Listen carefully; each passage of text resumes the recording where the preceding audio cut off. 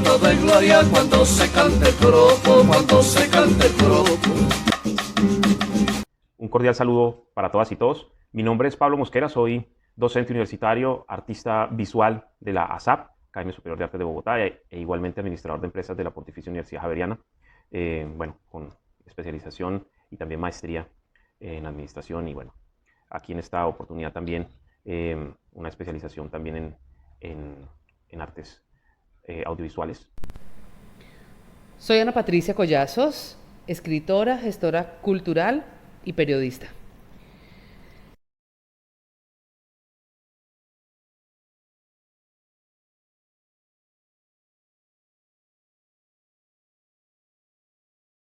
Yo creo que en este sentido, digamos, hay que entender la cultura también como un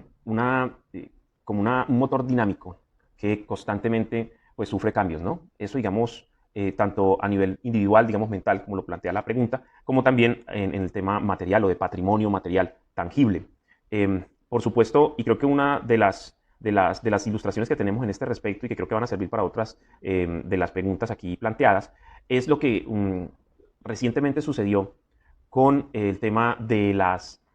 esculturas y de los monumentos que fueron destruidos en algunas ciudades del mundo.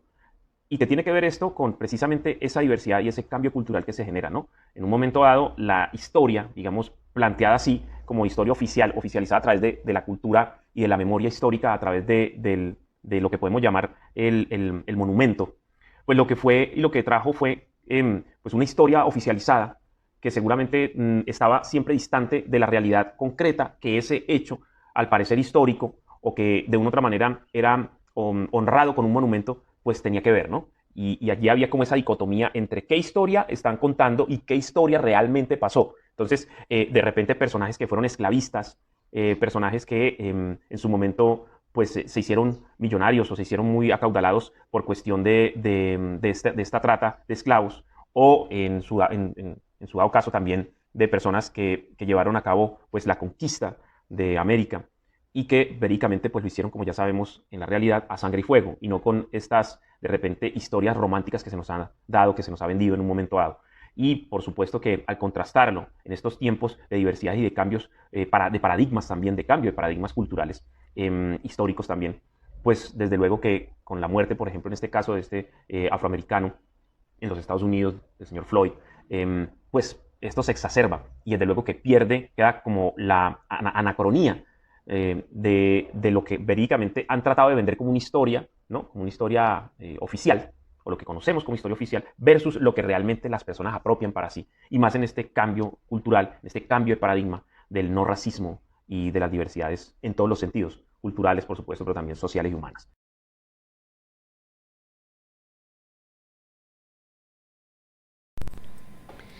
Si hablamos de valores patrimoniales,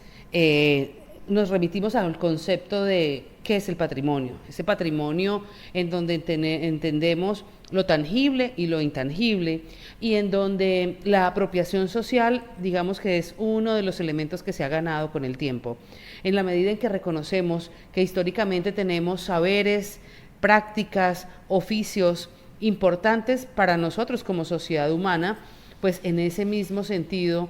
identificar ese patrimonio, entender que aporta a nuestra evolución, hace parte de esa condición de salvaguardarlo. Y yo creo que con el tiempo sí hemos tomado más conciencia de la importancia del patrimonio. Lo que para hace 100 años o 80 años no era valorado, no era considerado importante porque era considerado como una antigüedad o como algo del pasado, y que lo pasado no era novedoso o no era importante, pues hoy para nosotros sí importa. Y por eso cada día encontramos que hay muchas acciones desde la institucionalidad, pero también desde la sociedad civil, para valorar, preservar, rescatar y hacer que ese patrimonio, material o inmaterial, tenga validez, importancia y sobre todo que las nuevas generaciones así lo entiendan.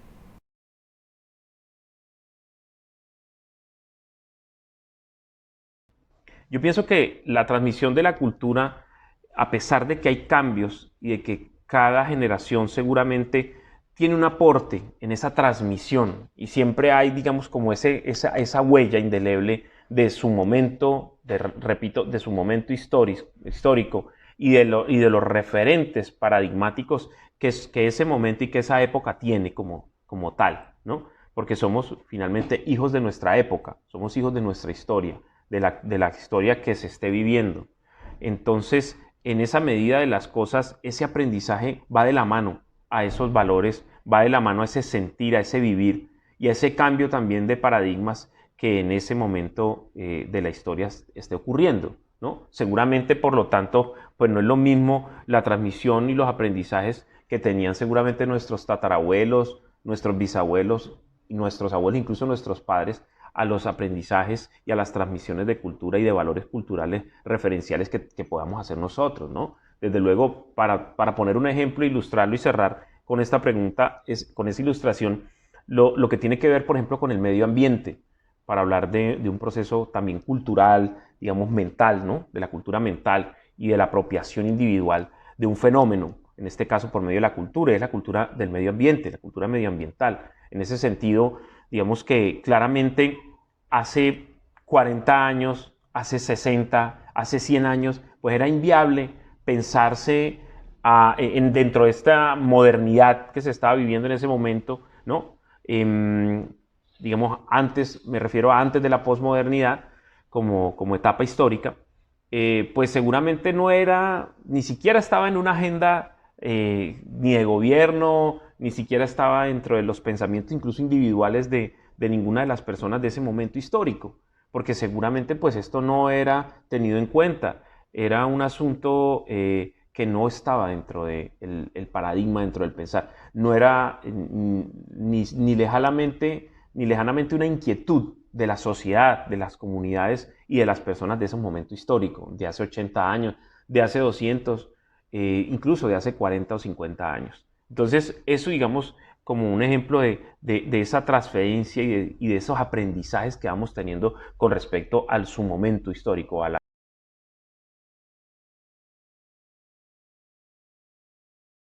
Vale, creo que en cada departamento, y bueno, soy del departamento del Huila, obviamente, el Sistema Nacional de Cultura, además de difundir y apoyar, debe articularse de la manera más inteligente posible con las iniciativas, proyectos y experiencias culturales que tengan como enfoque precisamente la memoria cultural histórica del departamento del Huila. Y esa determinación, esa articulación debe ir en varios sentidos y esos sentidos deben ser determinados dependiendo cada proyecto, cada iniciativa, cada experiencia. Como habitante de la ciudad de Neiva, yo siento que el Sistema Nacional de Cultura cada vez nos da más herramientas para que los ciudadanos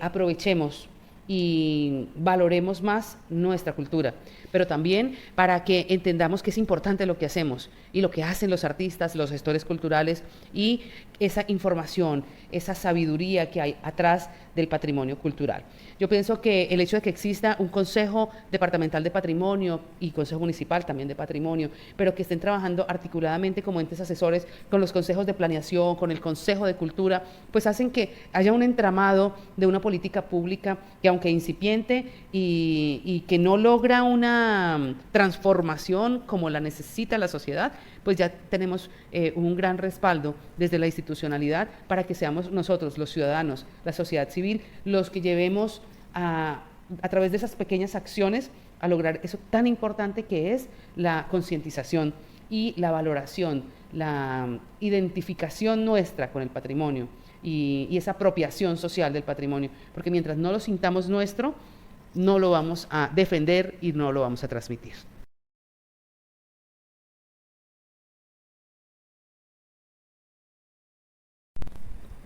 Los procesos de hibridación en el campo de la transformación cultural son fundamentales. Hay hibridación cuando esos ejercicios folclóricos de nuestra región huilense nacen en un contexto de una fiesta rural y se transforman y se van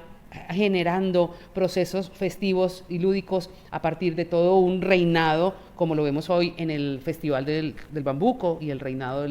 de la reinado internacional y muestra internacional del folclore. allí hay transformación y también hay hibridación, y es una hibridación que no olvida de dónde nace la fiesta, pero que se transforma para adecuarse a los nuevos modos de vida, a los nuevos consumos culturales, a las nuevas expresiones que van teniendo los ciudadanos. Y yo pienso que allí se dan dos posibilidades. Una, de retomar esos elementos históricos que hacen que el folclore sea muy nuestro, pero también la posibilidad de transformar y adaptar para que las nuevas generaciones encuentren una posibilidad de expresarse desde estos escenarios culturales. Entonces el reto de esa hibridación es muy fuerte, porque de cómo se manejen esas nuevas expresiones depende la transformación total, pero también depende que muchos de esos orígenes que dieron nacimiento a esas expresiones culturales o a esos procesos culturales, pues se pierdan del todo si no hay realmente una valoración patrimonial y una transferencia de conocimientos. Que es una suerte de diagnóstico, que es una suerte de causa o efecto y de una situación que ha venido pasando, el reajuste y el mestizaje, si se quiere, de las tradiciones con pues las nuevas personas que son los inmigrantes, los habitantes y las personas que conviven en una sociedad que no es una sociedad estática, quizás cíclica en cierta forma, pero como espiral, no repetitiva, y en ese sentido las tradiciones van cambiando y van mutando, y algo de ellas, a pesar de esos cambios, va quedando también. Eso es lo que interpreto yo de la frase.